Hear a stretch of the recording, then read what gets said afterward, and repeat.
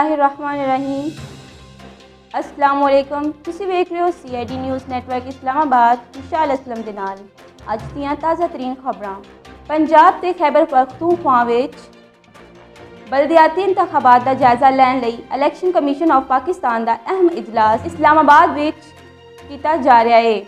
अज 21 जनवरी ਨੂੰ इस्लामाबाद विच होने वाले इलैक्शन कमीशन दे इजलास विच पंजाब ते खैबर पख्तूनख्वा विच बलदियाती इंतखाबात दा जायज़ा लिया जाएगा।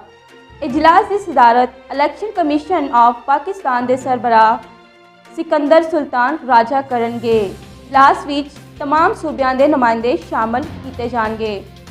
इन कैमरा इजलास विच इलैक्शन कमीशन पंजाब ते खैबर पख्तूनख्वा की जानब तो बलदियाती इंतखाबात दीआं तैयारियां दे हवाले तो हकाम नूं आगाह करनगे। सिंध हाई कोर्ट ने KESC नजकारी का केस फैसला 15 साल बाद सुना दिता। अदालती फैसले विच आख्या गया है KESC की नजकारी का अमल गैर कानूनी सी। सिंध हाई कोर्ट ने नजकारी के खिलाफ KESC लेबर यूनियन की दरख्वास्त मुस्तरद कर दी थी।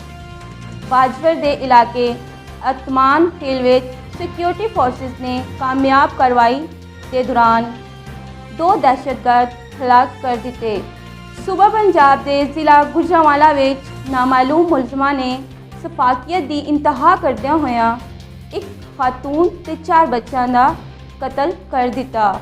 सदारत की कुर्सी ते बराजम हुंदियां ही जो बाइडन ने साबक अमेरिकी सदर ट्रंप की बेशुमार पॉलिसियां नूं खात्म कर दिता। पंजाब के शहर फैसलाबाद विच पुलिस ने कार ते फायरिंग कर दी ते नतीजे विच एक नौजवान जाँ बहक ते 3 अफराद जख्मी हो गए ने।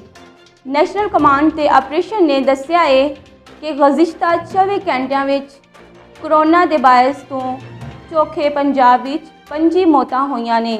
NCOC के मुताबिक सिंध विच 13, खैबर पख्तूनख्वा विच 12, बलोचिस्तान विच 1 ते आज़ाद कश्मीर विच 2 मरीज़ जाँ बहक हो गए ने। 2 मरीज़ कोरोना के बायस वफात पा गए ने। गुज़िश्ता 24 घंटिया के दौरान 2363 अफराद कोरोना का शिकार हुए ने, जबकि इस दौरान 43,744 कोरोना टेस्ट किए गए। NCOC के मुताबिक मुल्क भर विच केसेस की तादाद 5,27,146 दसी गई है। इस दे नाल ही अज दी खबरां इख्तिताम पजीर होईयां। तुसीं वेख रहे हो CID न्यूज़ नेटवर्क इस्लामाबाद। अपना ख्याल रखो, अपने नाल दूसरियां दा भी। अल्लाह हाफिज। You are watching CID News Network Islamabad.